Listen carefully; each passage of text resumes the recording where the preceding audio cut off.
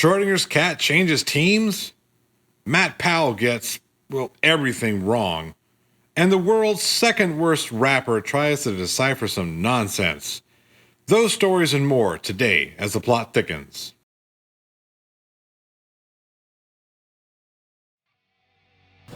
Rack focus.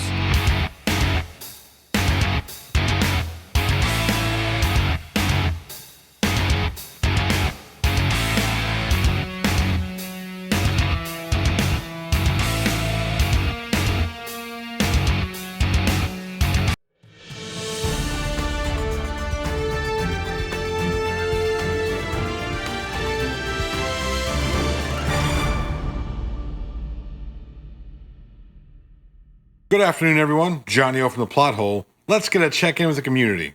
Science communicator Professor Dave from Professor Dave Explains took a deep dive into water. Drinking water, that is, as he attempts to demonstrate how advertisers and woo believers take advantage of you through manipulative advertising. This sort of marketing simply exploits the misplaced bad connotation of the word acid and the good connotation of the word positive, and uses them in a way that is completely unrepresentative of reality. Positive ions are not somehow better than negative ions, and basic solutions are not somehow better or less harmful than acidic solutions. Go stick your hand in a concentrated sodium hydroxide solution and see how that feels if you don't believe me. Each salesman has a slightly different pitch, with their own favorite buzzwords tossed in for flavoring, but it's all the same in the end, with precisely the same alleged benefits they know their targets are dying to hear.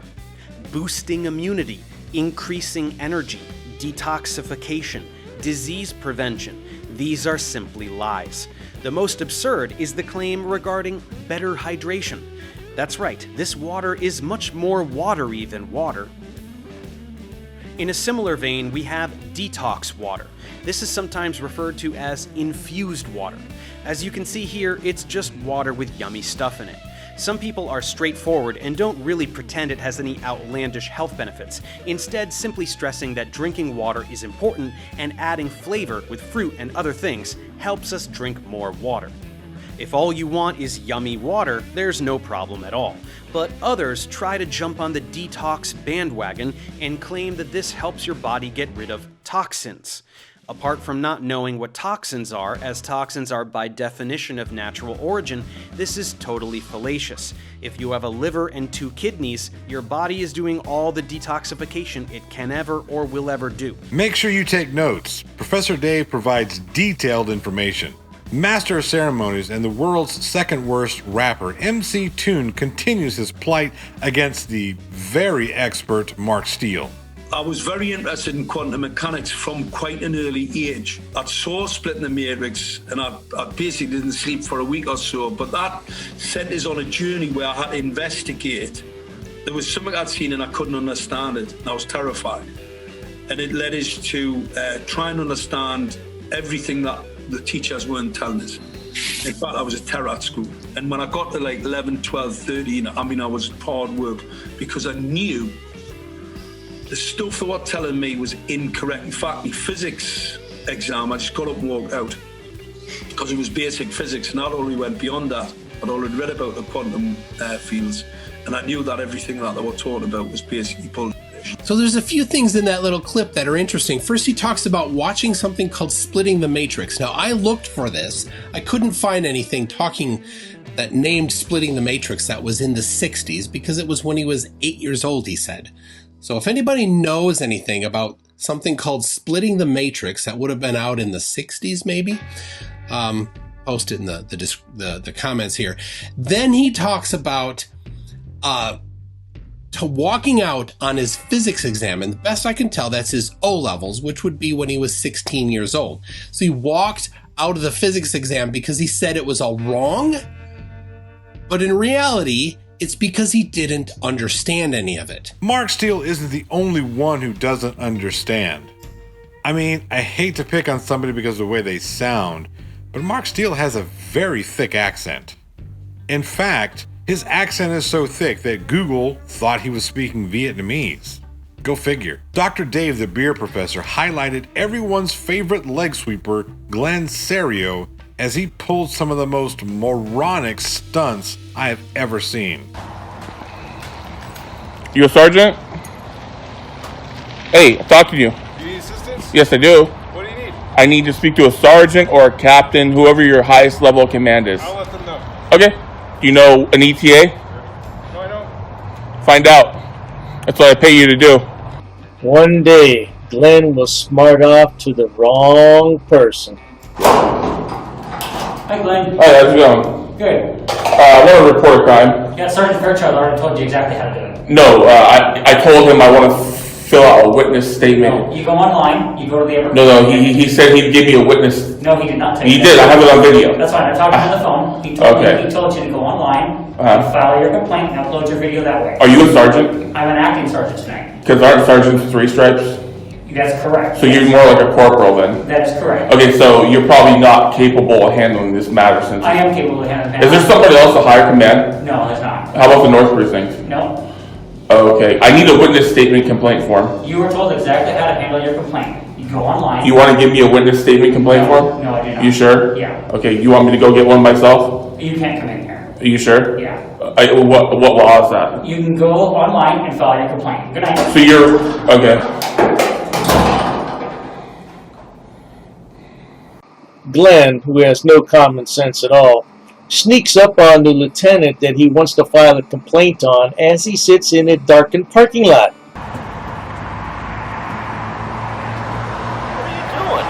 What's that? What are you doing? What are you doing?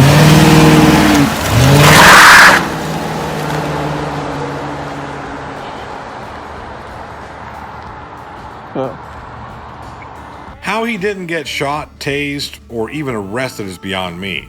I mean, it's probably because the arresting officer didn't want to have to air out his cruiser after Serio musked in it.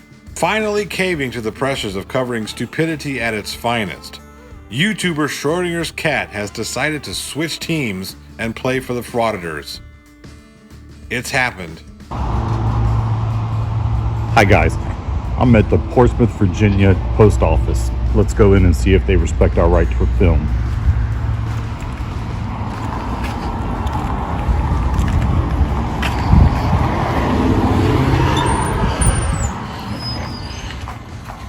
Closed. Dang it. In an act of colossal dumb, Schrodinger's cat failed.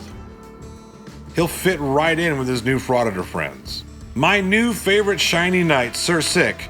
Sorry, Radgical, I still laugh at you. Sorry. Sir Sick has set his sights on the person who keeps a giant inflatable banana in his back. You know the rest. Scroll the clip. Hey guys, this is Matt Powell. Hey Matt Powell. This is the voice of the Mr. Ron's. We have replaced your brain with spaghetti. We think it will be an improvement over what was there before. I'm kidding, of course. I'm Sir Sick. Being the voice of the Mr. Ron's is just my sidekick. Well, apart from the spaghettis thing, though. That's 100% true. That mush in there before was doing nothing for you. So evolutionists love to use dinosaurs.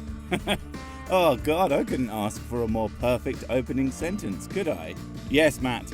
Evolutionists use dinosaurs. All the time, we can't stop. In fact, did you know that a plastic dinosaur has a chance of being made out of dinosaur? Because, you know, fossil fuels and all that. Also, I can't stop riding my pet dinosaur Steve down to the shops. Whoa, Steve, settle down. You don't get to eat Matt. Daddy has to make fun of him first. Then you can eat him. To try to disprove the Bible and disprove young Earth creationism. Oh, is that what we're doing? Well, I don't think they disprove the Bible or creationism at all. I mean, really, how could they? The Bible? Well, they're not even in there. And disprove creationism? I mean, creationism says that the Earth is only a few thousand years old. But the time dinosaurs were around was millions and millions of years ago. So how could they possibly disprove creationism? They weren't around to argue against it. That just doesn't make any gosh darn sense noises now, does it? Yes, Matt Powell, who keeps a giant... Sorry, it's a force of habit. Dr. Peelgood Matt Powell attempts to hijack dinosaurs in order to disprove young Earth creationism. Sir Sick had none of it, as if to put a finer point on the man-child who keeps the giant... Sorry, I won't do it again. I kinda promise. Everyone's favorite sarcastic Welshman, Creaky Blinder, has decided to renew his quest in order to break Simon Dan's appearances on convict Kent Hovind's Whack an Atheist. I wish I were a fish. Hey guys, this is Matt Powell. No, it's not. It's me, Creaky. So the Grand Canyon is probably one of my favorite places. To jump off? So the Grand Canyon is probably one of my favorite places to go. Yeah, to go. That's what I meant. And why do you like to go there? And definitely not jump off. This is Matt Powell. I can't keep calling you This is Matt Powell. Too long. So from henceforth, I shall only refer to you as Matt, because it amuses me that someone would name their child after the thing that you wipe your muddy boots on. But I digress. Why do you like to go to the Grand Canyon, Matt? To demonstrate that the flood of Noah is a fact. But it isn't, and being at the Grand Canyon isn't going to change that. All being there will do is give you a spectacular backdrop, while still believing something that isn't a fact. It can't be a fact, because a fact is a thing that's known or proven to be true. And sadly for you and all other young Earth fantasists, your belief in something does not and cannot make it a fact. Only something that actually exists. Reality. For example, your fears have no basis in fact. Something is known to exist or to have happened can be considered a fact. Space travel is now a fact. A truth known by an actual experience or observation. Scientists gather facts about lots of different things, but not about a big wooden boat filled with every animal on Earth. Creaky decided to volley Matt Powell after Sir Sick deconstructed Powell's nonsense on dinosaurs. Matt Powell official has made it official that he intends to respond to Creaky's video, as he left a comment in Creaky's comment section. How many of you want to make a bet says he has to call in his daddy Hovind in order to help him out with this one? Anyone? Anyone at all? Finally, after the recent resurgence of the stuff, you know what I mean. YouTube still doesn't like it when we say the word, but it shares its name with a popular Mexican beer.